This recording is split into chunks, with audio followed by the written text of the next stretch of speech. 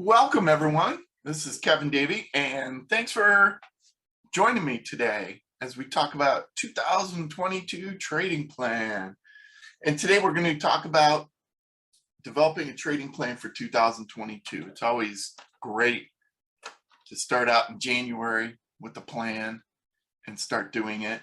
And then we'll have time for questions and answers. Okay, so we'll start out with the infamous U.S. government disclaimer. Don't trade with money you can't afford to lose. Past performance is not indicative of future results, and treat all results as hypothetical unless they happened in your own account and you can vouch for them. Just treat it as hypothetical. Okay, so this was a couple days ago. This is the view from my house. That's a Lake Erie in the background. And you can see there was actually snow. Now there's not actually snow, but the lake is starting to freeze a little bit. So there's a little bit of ice chunks floating around, but not enough to walk on or do anything crazy like that. But it hasn't been that bad of a winter so far. So hopefully wherever you are, if it's winter time, it's pretty nice. And if it's not, hopefully it won't be too bad. But so far, this is, at least where I am in the Midwest of the US, it's been kind of a mild winter. Okay, so here we go. If you have questions afterwards, feel free to send me an email. Or if you just want to chat, kdavey@kjtradingsystems.com. And I'm pretty good about answering people's emails. I don't blow you off and let somebody else, some third-party person, answer. It's me. Okay, so let's jump into it. Let's talk about trading plan for 2022. So the way I see it, and the way a lot of people who I work with set things up, they set up multiple kind of sub plans, I guess. They have a big picture plan for their trading where they talk about their strategies, entries, exits, how they're going to do things, money management, position sizing, that kind of stuff. There's also an operational plan that talks about the day-to-day running of your trading business. And you better be treating this as a business. Okay, I'm assuming all of you do. This is serious stuff. For example, if you were short even one contract of crude oil today from the open, you're down $3,000 per contract. So things can happen quick. And so you've got to have a plan for running your business. So for example, let's say you were short crude oil today and your internet went out, or you had to step away, you had a work meeting or something like that. You should have those kind of things set up. So what do? How do you handle it? That should be part of your operational plan. And then the internet going out probably fits more in the disaster plan, but what happens when things go wrong? What do you do? What are your steps? Do you immediately call the broker and say, hey, liquidate all my trades? Or do you wait for the internet to come back up? Things like that. So that's kind of another plan you can have. And the big picture plan, the operational plan, and the disaster plan are all part of just your overall trading. That's the way I would look at it. And they're all important in their own way. And you should have things for all those things of what to do. For example, a good example of a disaster plan is you're trading, and what happens if today you get hit by a bus and you're in the hospital recovering, and maybe you're in a coma or something, or I'm being dramatic, but at the same time, that happens. And what would happen? What would your spouse or significant other do? So for example, I actually have a thing on my computer, on my desktop, that says, it's kind of morbid, but it says, if I die, .doc, and it would be, oh, okay, whoever's left, I'm assuming my wife, would open it up and read, here's what to do. oh, got to liquidate trades, you got to turn TradeStation off, you got to do these things, but there are serious things that have to be done. So you got to have all these little plans if you're going to be serious about trading. If you just let it go and say, well, whatever happens, happens, you're going to be hurt sooner or later. And then the final thing is in the lower right, the yearly plan. What are you going to do this year to further your trading? And that's what we're going to focus on today, is that what you're going to do specifically to improve in 2022. So those other things, you know, they're kind of something you do up front. You maybe review them every once in a while. This yearly plan can really help you analyze where you've been and where you're going. So it's kind of different in that respect. And yeah, so this is a good way to put it. It sets the stage for what you want to accomplish in the next year.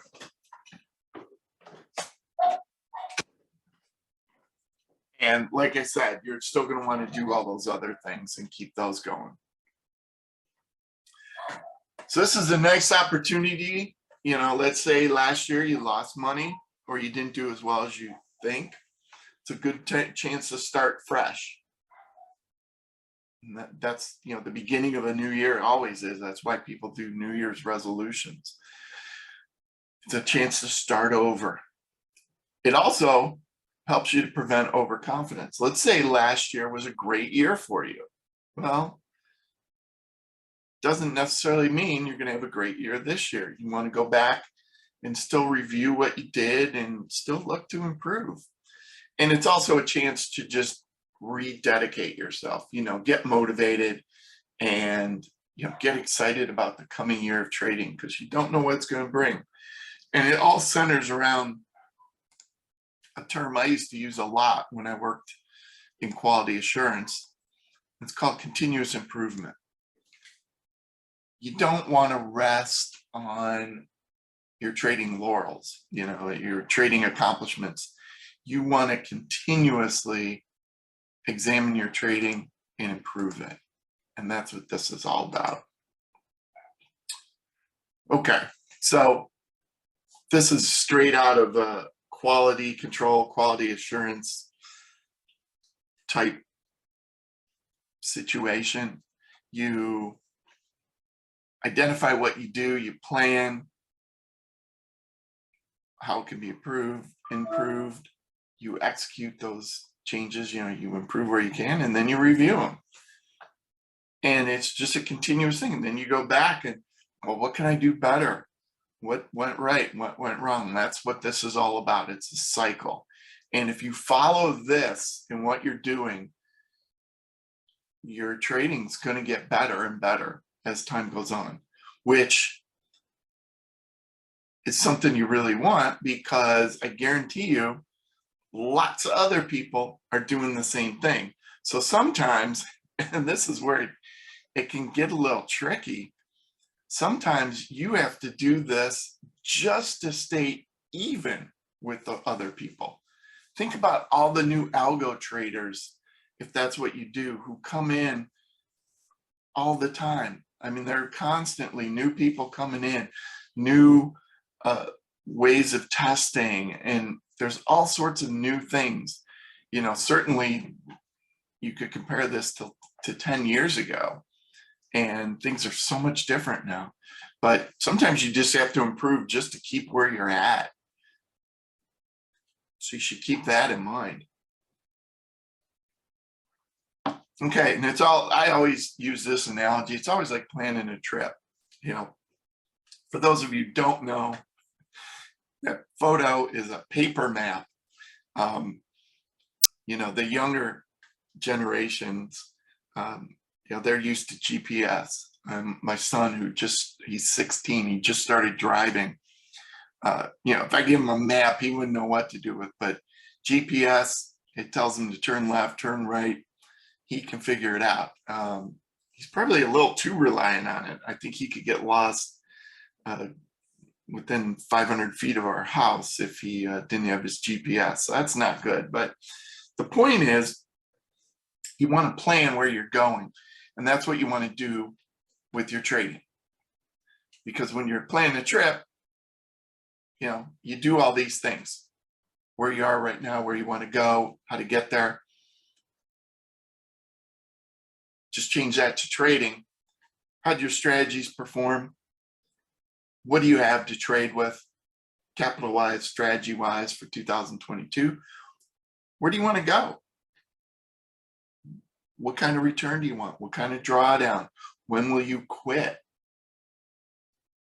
And then the how. Putting it into a plan. That's what you've got to do. Just as an example, let's just say your P&L curve looked like this.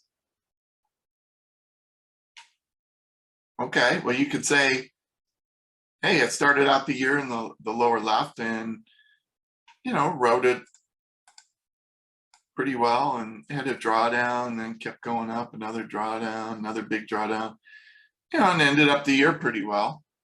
Okay, and this actually was my equity curve, not last year, but some previous year recently. I forget which one. But you'd look at it and you say, okay, well, I made money. That's good, but it jumped around a lot. Maybe it was a little too inconsistent. Maybe I spent too much time in a drawdown.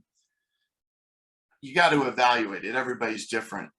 What I mean by the time in the drawdown, even though it wasn't that bad, if you go from this peak, it was probably somewhere, that's probably not even it. It's probably here. You went, if you think of this all as a year, the whole thing is a year, that's almost, what, probably 5 months that you're in a drawdown, that I was in a drawdown. Oh, that's not real fun. So that might be something for me to look at. The point is, you got to give it a hard look and see, well, what was good, what was bad, what did I like, what didn't I like? And obviously, that equity curve doesn't lie. It is what it is. And it's up to you to figure out if it really is something you were proud of or not. And then you take some steps to make it better, to look at what was causing maybe that long period of drawdown. Is there something that can be changed? Something that can be improved? That's what this is all about. So one thing I do, I look at different strategies and I kind of separate them into good strategies that performed the last year, good. These were all in that category. So those I usually leave alone. I think, okay, well, they're performing well. There's ones that are around break even. And then there's ones that are bad, that just did bad all year. And, you can see here, I've actually traded some of these that were bad. So whatever the system 107 was, if I traded it the whole year, it would have, per contract, would have cost me over 16 grand. So that's ugly. You're going to have some of those. You're going to have a lot of average ones. And what you want is a lot, or at least some really good ones to make up for it. And the point is, you've got to kind of break down the strategies and take a look at it. That's what all this is about, because you want to actually have the numbers stare you in the face. Because a lot of people tend to bury their head in the sand, like an ostrich, with their performance. They'll refuse to admit that things aren't going well. And hey, I'll be the first one to admit I fall into that too. That it is really easy to forget certain things and, ignore certain things and try to only look at the positive side. This helps you identify the bad side. Yeah, wow, Kevin, you had some bad strategies here. Yeah, there were some that performed pretty bad. There were also some that performed average and made some money, but not really a ton. And then there's some that did really good compared to what they should have done. That's what you got to look at. And then that's just the strategy part. Okay. You also look at money management. Did you use money management? Did it help you? Did it hurt you? I think you'd be surprised when you look at it that people think, oh, hey, I'll just do optimal F or some kind of variation of that, and that'll make things better. Well, at the end of the year is a good chance to see, well, was it better? Did it really help me? Or did it hurt me? You might be surprised, because a lot of times money management might be better stated money mismanagement, because it might have hurt you. Okay. But the point is, you look at it and you understand what it's doing. And then you got to look at mistakes and errors. What did they cost you? I did for an advanced, my Platinum Strategy Factory workshop. I looked at all my mistakes for, I think, 5 months of last year. And, I put a dollar figure to it. And it was, for me, per contract, a couple $1,000 of just the sum total of mistakes. Sometimes I had bad mistakes. Sometimes the mistakes worked in my favor and I actually made money off the mistakes. The interesting thing is, psychologically, the only ones I remember are all the ones that cost me money, the ones that didn't go in my favor. But when I actually looked at the numbers, there were a lot of times where mistakes worked in my favor. But the point is, you really would like to trade mistake free, right? And mistakes could be internet errors, outages, that kind of thing, or could be data correction from the exchange. It could be you were rolling over and instead of buying, you sold. There's a lot of things you could do, but it's nice to be able to track them. I also track slippage. I track rollover costs, and I track what I call sinking costs. When I add new strategies, turn them on and off, I always assume I do it right at the beginning of the month, but you can never do that. So I want to know, how much does that cost me? And then all the screw up costs, whether that's me, trades, excuse me, whether it's me, TradeStation, another broker, sunspots, whatever it is, I try to track it. And I don't necessarily, it gets to be kind of cumbersome, so I don't necessarily track it every day, year. But like I said, last year I did it for a number of consecutive months just to see where I was at. And that's always good, because you might find that, for example, your slippage is a lot more than you had anticipated, and that's costing you money. So maybe you could say, well, what could I do about it? Well, maybe what you could do about it is, it tells you that a strategy you think you should be trading, maybe you shouldn't, because the slippage is so much more. You gotta look at it. You can use these categories, you can make up your own, whatever helps you get closer to what I'm calling perfection, where whatever the strategies say and back tests and that kind of thing, your real life performance kind of mimics it. That's what you're trying to do. You're trying to eliminate all these things. It would be sort of like owning a little restaurant, okay? And you are the owner, and so you buy food and you sell food, and you should make X amount of dollars, right? Well, but then you've got maybe some people stealing from you. Okay, well, that would hurt. Maybe you have a clumsy chef who burns food, and there's food waste. Maybe it's some customers dining and dashing. There's all these costs that take you away from perfection. And probably in the case of running a restaurant, it's the difference between success and failure. Maybe it's that way with your trading too, but the point is, until you track it, you don't really know. And it might be an eye-opener for you to do this. And not a lot of, I can tell you just my own experience, not a lot of people do this. They just trade and they never thoroughly examine what they're doing. You got to do that.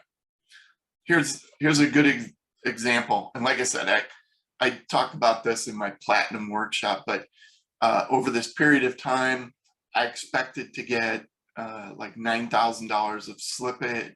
I did get $9,000 of slippage, but I had expected to get a lot more. So my slippage was a little overly conservative compared to what I got.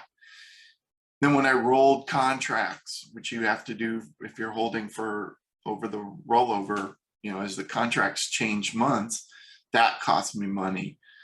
Other issues cost me money. And, so altogether, just about broke even with over almost 900 fills. So that's a lot of data to look at, but it helped me really see where things were going and where I could improve. One thing I do, and one thing you should do, and if you didn't do it for 2021, certainly do it for 2022. I used to write down all the reasons that a trade came out differently than what I had anticipated. And you can see sometimes Ninja screws up because I use NinjaTrader with TradeStation. Sometimes TradeStation crashes. There's all sorts of, you see all sorts of things. And this was pretty significant. So actually what I ended up doing was I said, hey, there's enough mistakes, I got to do stuff. And so I upgraded to Ninja 8.0, I upgraded to Windows 10, and then I had to upgrade to TradeStation 10 because of those other upgrades, because then TradeStation 9.5 wasn't working. But the point is, I was tracking things and I knew where the vulnerabilities were, and I corrected them. And here's another one, and you can see it at this point in time was a little bit later, and now it cost me money overall. So it varies over time, but at least you kind of get a sense of where your problems are. And your goal is perfection, which should be 0. Okay. Just to sum up that little part of it with tracking your results, trading is really tough. And then you add in all the other stuff that comes in that, I've had issues where the exchange didn't start trading right at 6 p.m. They started a couple seconds after, and I got rejected orders because of that. Or, the exchange was open, but there were no bid or offers. So there really was no trading. So I couldn't even send a market order. Things like that happen, and you got to be prepared for it, or at least know that they're coming and take some kind of action if it becomes a real problem. You identify the root cause. That's the big thing. So like I said, I was in aerospace manufacturing, and I mean, we used to literally scrap expensive pieces of hardware that were off dimensionally by less than a human hair, a lot less than a human hair. So if something had to be 2 inches in diameter and it was 2.001 or something like that, we'd throw it away. And if enough of that happened, we had to figure out why. Why is this happening? What's going on? Is it a tool issue? Is it a material issue? You got to find the root cause. And that's what you really have to do with your trading. Find those issues and get rid of them. And I always use the rule of thumb, if something happens once, okay, wow, that never happened before. But once it happens twice, then I'm assuming it's going to happen a third or fourth time. So I start to look at it more. And I think that's what you should do. And then, you know, my biggest mistakes seem to be my own fault. Usually the human is the weakest link in it.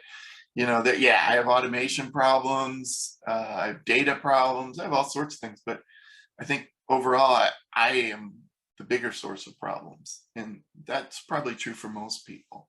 But knowing that helps you correct it. This quote's great for figuring out what you're going to do in 2022. If what you're doing, if you keep doing what you've always done, you'll only get what you've always gotten. Not so sure that's grammatically correct English, but the gotten part. But anyways, you get the point. If you don't change, you're doomed to repeat history. Okay, so that's looking at tracking and just seeing where you're at and seeing what you're doing. Now, if you can't do that, if you say, wow, man, I never did that kind of stuff, well, now's a good time to start. And like I said, you don't necessarily have to do it the whole year. You could do it for January and February and March maybe, and that should give you enough data to really go off of. And then maybe towards the end of the year, you do it again, see where you're at. That would be good as far as tracking. Now, today, for your trading, you have to know how much capital you have.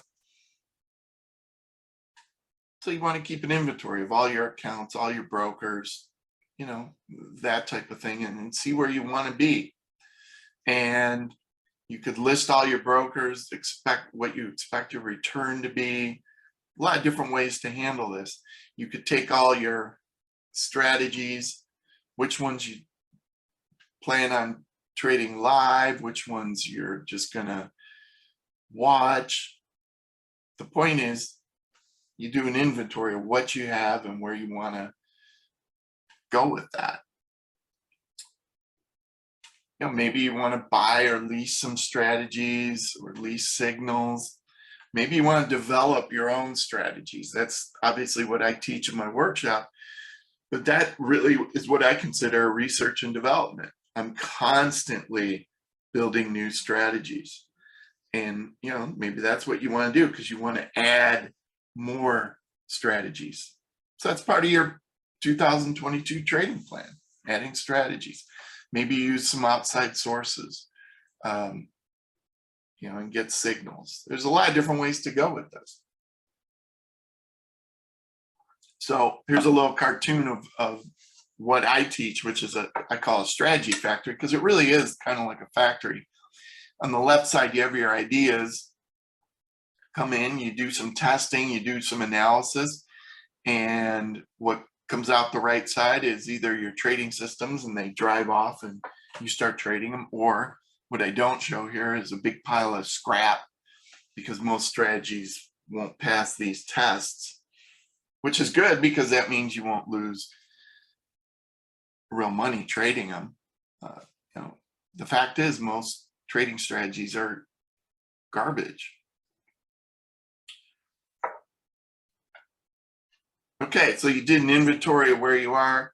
Now you got to come up with goals and objectives, some simple ones, your rate of return, your drawdown, when you're going to quit, you know, if things go really bad, and how much time you're going to spend. A lot of people don't spend any time thinking about this. And it's really important. And it's really important relative to probably what kind of return you want in drawdown. You know, if you want 50% return next year, or this, you know, for this year with a 5% drawdown, and you want to spend 5 minutes, not supposed to be a 5 minutes a day, you know, just give up now, because that's not realistic and it's not something you can do. So you've got to kind of have all those things in alignment. If you're going to be part-time trading, are you going to be able to do it? I've seen people who say, oh yeah, I can do it. And they forget, oh, there's a new baby coming along. Well, okay, you're probably not going to have as much time to trade as you thought or to work on trading. The point is, once you know you want to get where you want to go, you can figure out, am I going to spend the time to do it? And part of that too is learning new things. I'm always trying to learn new things, whether it's software, courses, webinars, books. There's all sorts of things that will probably take up some money and time. It's both.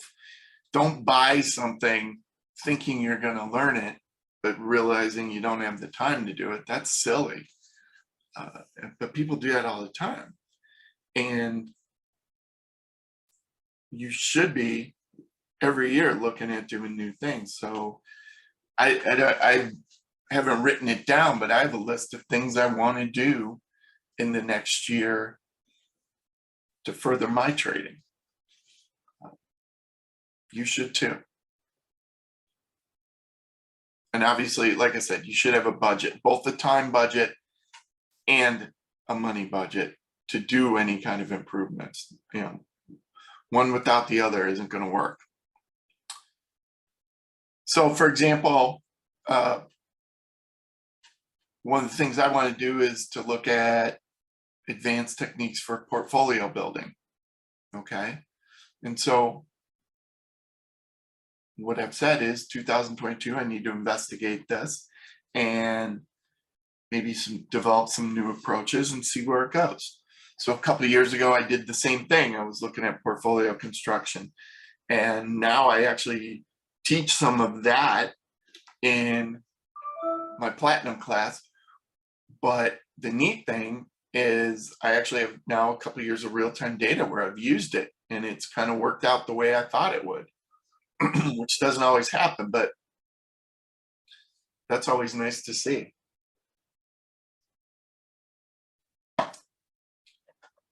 Your goals and objectives, like I said, time is a big thing.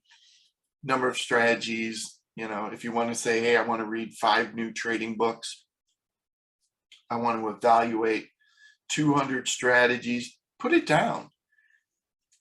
That's the way you can hit some of these things, is by actually writing down what you want. And then you got to take everything I've given you and just kind of put it all together and create a plan. And I'll give you some examples of what I do. And if you want the template, just simply email me. Just say, hey, can I get that template? And it's just a Word document. I can send it to you. So here's my goal. I want a certain amount return, certain amount drawdown. And here's my forecast. This was a couple of years ago, but you get the point. This is one sheet of my plan. This is how I'm going to make the equity curve smoother, my overall equity curve. Here's some of the things how I'm going to measure it. And then I have to put some things in place on how I'm going to do it. I'm saying, okay, I'm going to spend $7,500 on all sorts of things, could be courses, could be subscriptions, could be other things, but that's all part of, for me, like research and development. It's things that I'm going to do to see if they can improve my trading. Not everything will work, but I have a budget for it. Maybe I won't even spend that much if I don't find good, useful things. But the point is, I plan for it. And then obviously I also plan on time. So I'm saying, hey, 8 hours a week, I want to spend looking at something. And here's a list of some books. These are either books or reports. You see all these things where, oh, get this free PDF. And I give out some too. And what I want to do with these is just look at them. And maybe I get a nice maybe I get one nice idea out of one of these things. So, so for example, let's just say I pick whatever this strategy 80% rule. I have no idea what this is. So I read it, and maybe it gives me something to think about. And in that respect, then it's worth it. Maybe it gives me nothing. Well, that's good too. So the point is, I've dedicated some time to it, and then I just go and look at things and research it. So I mentioned consistent results. So I'm saying I'm using diversification. So I want to increase the number of systems I trade. When I look at number of strategies I want to evaluate, I know I need lots of ideas. Write it all down, whatever you think is important to your trading, and then refer to it and modify it pretty regularly. Maybe it's every week, every other week. You say, well, I thought I was going to spend 8 hours a week doing this, but it's really more like 2. Well, okay, you can adjust your plan. You don't have to feel like you have to throw it away. It's sort of like your day-to-day plan for how you want to keep improving your business. So it's not the nuts and bolts of, hey, every morning I get up and I check my positions relative to my strategies. That falls somewhere different. This is more, how can I improve on things I'm doing? And that's basically it. I think I've given you enough that you can create this kind of improvement roadmap, for lack of a better term, for 2022. You look at where you've been, you look at where you are right now, capital-wise, strategy-wise, where you want to go, and then you figure out how you're going to get there. Okay? And like I said, I've created a simple template. Just send me an email. So some of you have commented in chat and said, hey, could you send me that document? I don't know your email from there. So just send me an email to that address to say, hey, trading plan, send it. And I'll send you a template. And that'll at least get you started. You might decide, well, I'm going to add a whole bunch of stuff. That's fine. Obviously, you can do whatever works for you, but this is just something to at least start. And honestly, that might be half the battle, because a lot of people never even think of this kind of stuff. People just go and trade. They don't think about the future of trading. It's day to day, and you want to have some long-term, trading business planning, and that's what this kind of does. Okay, along those lines, if you're looking for education, I offer what I consider, and I'm biased, but I've won some awards for it, so people do agree. Strategy Factory Workshop. This helps you if you're algo trading and want to build strategies. And I have lots of students who've built lots of real-time performing strategies. They've made money in real time, or the strategies have made money in real time. My next live class is January 27th, but you get instant access when you sign up. You can go to my website, kgtradingsystems.com, click on workshop, and read all about it.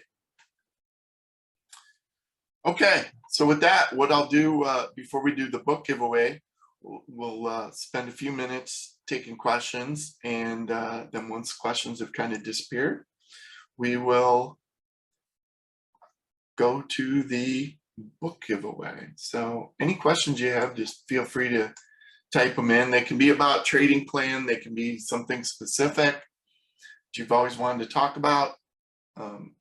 Don't limit it to just what I've talked about today.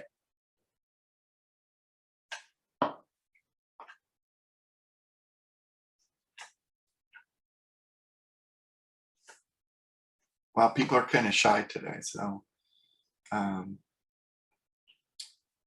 nobody's asking any questions. So either I did a terrible job and nobody can think of any questions, or I did such a great job that I answered all your questions. And I don't think either is the case, but okay, Hakan, hopefully I pronounced your name right, is saying, is Ninja or TradeStation best for backtesting? You know, both platforms are pretty good. I don't do any Ninja backtesting. I did in years past, but I don't now. And I use TradeStation for a lot of reasons. One, I think the language is a lot easier to learn than NinjaScript. And I think I showed on my website actually somewhere where I show a TradeStation strategy, like 2 or 3 lines, and then the Ninja equivalent, which is like 50 lines. So I think if you stick with one or the other, you can do it. Most of the people who I work with use TradeStation, and a lot of them who don't use multi-charts, which basically is the same language as TradeStation. So, you know, but I'm not going to say Ninja's bad at backtesting, because I think it's still pretty good, but you will get different results when you do both of them, either due to just issues with data or formatting, a lot of different things. So, okay. David saying, do you use a backup power source? Yeah, so I'm running TradeStation at home, basically day and night. It's running all the time. I have a backup USP. I don't know the acronym. It's a big battery power source that I have one monitor, my computer, my router all plugged into. So if the power goes out, as long as I still have internet, which I usually do, then things still go okay. And then I also have a whole house generator, but that's for like a prolonged outage. So I definitely recommend that, have backups for that. I also have a backup internet source where I can fairly quickly get back online. Some people actually have a modem that has a dual source, and then it'll automatically switch back and forth. I don't have that, but you might want to consider that. And that's if you don't trade off like a VPS. A lot of people do. Virtual private server, they'll run their automated strategies on that. Robert's asking about how you calculate slippage. So it's actually pretty simple. So you take, the way I define slippage is you take what your strategy backtest said you should have gotten filled at, and then you compare it to what your actual fills at, and the difference is slippage. Now some people have some slightly different definitions of slippage, but I always compare it to what the strategy says, because you're running a back test, and the back test says, hey, here's your equity curve. It has a certain amount of slippage built in. Compare those trades when you go live to the real account, and that will give you an idea of slippage. So that's how you can compare it. Adam's asking about fitness function other than net profit. I still use net profit. I think a lot of people get hung up on using different fitness functions. This would be if you're optimizing, what criteria to use to pick the best. So I use net profit. If you read Bob Pardo's book on strategy building, he says only idiots use net profit. So tells you what he thinks of me. No, he wrote that. He didn't know I was doing what I was doing. But I am doing some research, and Adam knows this. He's already a Strategy Factory student. So I do some ongoing research to look at that, to see, well, is net profit actually the best? And maybe a year from now, I'll come up with something different. So we'll see. All right, so thanks for that. Harlan's asking, why did you use another software package other than TradeStation during your competition? So the reason I did that when I was in a trading contest last year, that I did not end up finishing too good. I was doing good for a while and then fell off. Thank you, COVID, because that's when it really hit me right after Thanksgiving. But anyways, that broker did not work with TradeStation. So TradeStation, if you're using its software, you can only easily trade through TradeStation. And this broker did not allow that. So I had to go to MultiCharts, which then I could connect to a different broker. So that's why I did that. But I do use TradeStation pretty much as like a primary one. And Adam, just to follow up, he said he believed the author argued why not to use net profit. What are your thoughts? Yeah, I mean, you know, the method I teach doesn't use drawdown or anything like that in the fitness function, but we use it later on in the process. So we still are looking for risk-adjusted return, but the simple answer is it's hard to find systems that have really good net profit with really terrible drawdowns. Generally, if you have a profitable system, your drawdowns are going to be lower. And really bad systems usually have high drawdowns, low net profit. So there is some correlation there. Okay, Sam saying, how many hours per week do you allocate to managing your plan that you outlined today? I think once you get it going, it's no more than maybe an hour a week that you can look at things and just, you know, review it. Now that doesn't include the time you might spend tracking fills and that kind of thing. When you do that, that's going to take a little longer. That might take another hour or two a week, but it shouldn't be onerous. You know, it should be something you do maybe on a Friday afternoon where you just look at how things went and you know, where to go from there. David's asking, how does a VPS work? So that would be like a service like Amazon Cloud Services, or there are some ones specific to traders, Speedy Trading Server, one that I've used before. And it's basically like a remote computer. You would go from your desktop, you'd remote into this other computer. And the benefit of running that other computer is they have no, or supposedly no, downtime.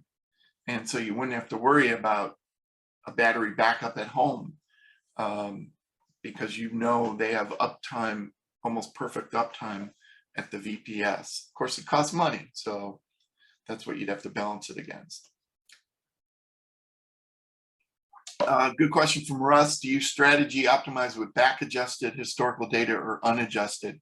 I use back adjusted data, continuous contracts for futures, and I do not use the unadjusted because unadjusted, if you don't account for gaps in rollovers, you're going to get totally bizarre results, or inaccurate results, I should say. They might be good, they might be bad. If you use back adjusted, though, you got to be real careful of your strategies, because if you use percentage-based calculations, you're going to run into problems, because sometimes some markets will actually look like they're negative prices. So for example, if you pull up a long-term chart of soybeans with back adjusted data, you'll actually see back, I don't even remember when, 2008 or 9 maybe, that soybeans were actually negative. And obviously they weren't, but that's what the data shows you. So if you don't account for that, either one can cause you problems. So, but that's something I definitely help people with who I work with. So, but hopefully I give you enough answer. Logan's asking, how many average trades per day? You might have just heard one where it just said order filled. I would say, or maybe somewhere between, let's just say maybe around 5 trades a day. I'm trading about 35 systems. I actually have a video on it tomorrow that's coming out 1 o'clock. You can join me. You should join me.